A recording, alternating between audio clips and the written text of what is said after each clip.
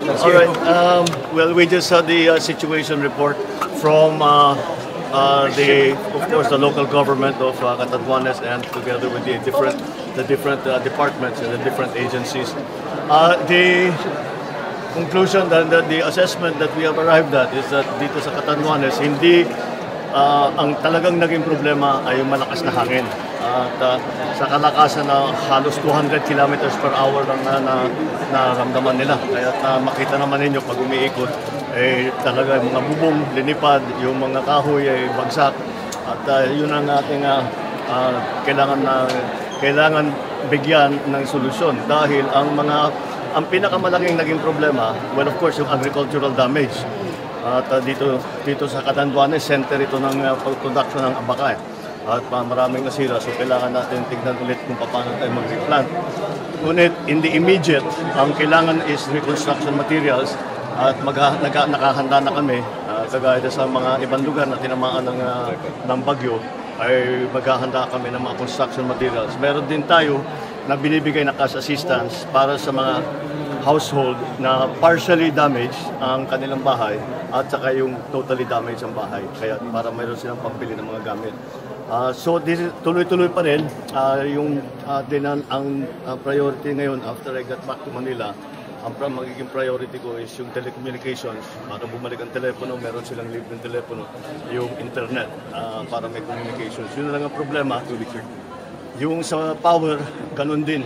Kagaya ng mga ibang lugar, kailangan natin, dahil sa damay ng tinamaan, ang ginagawa natin ay yung mga linemen na sa mga lugar na mga probinsya na hindi tinamaan, hinihiram muna natin sila para tumulong.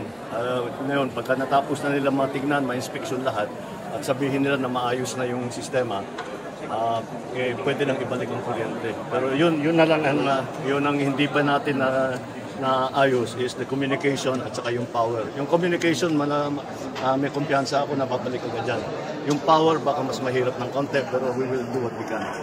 Sir, yeah. I think you had an important phone call this morning. Yes, I did. Kaninang umaga, kaya't na-delay itong lakad ko na ito is because I was able to schedule a phone call to President-elect Donald Trump. Nakausap ko siya kaninang umaga at naaalala naman siya ang Pilipinas. Ang kaibigan niya talaga, mother ko. Kilalang niya yung mother ko.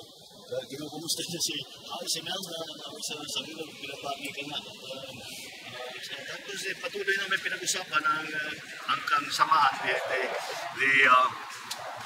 the alliance between the United States and the Philippines, and I expressed to him our continuing desire to strengthen that relationship between our two countries, which is a relationship that is as deep as can possibly be, because it has been for a very long time. And I also reminded the President-elect that ang mga Pilipino sa Amerika overwhelmingly naging binoto nila si Trump. Kaya I'm sure maaalala na yan pagka tayo ay para pag nagkita kami. At plano kong makipagkita sa kanya as soon as I can. Sabi niya siguro baka nasa White House na siya para bago ako makapunta. But anyway, it was a very good call. It was a very friendly call, very productive.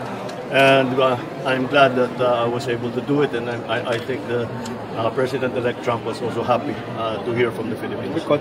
Relatedly, sir, I'm sorry? Relatedly po dun sa topic ng immigrants ng mga Filipinos, si President Trump confirmed that it's going to be... No, we didn't talk about that. We didn't talk about it. It was just a congratulatory call. But of course, our ambassador is already working on that. Yeah. All right? Sila ang inyong maaasahan, may balitang totoo sa bayan, mga kwentong hango sa tunay na buhay, galing sa kanila mismo ang salaysay. Bagong makabayan na mamahayag, maka-Diyos, makatao, makabayan lahat. Yan ang mga vloggers ng bayan, maghahatid ng katotohanan at hindi puro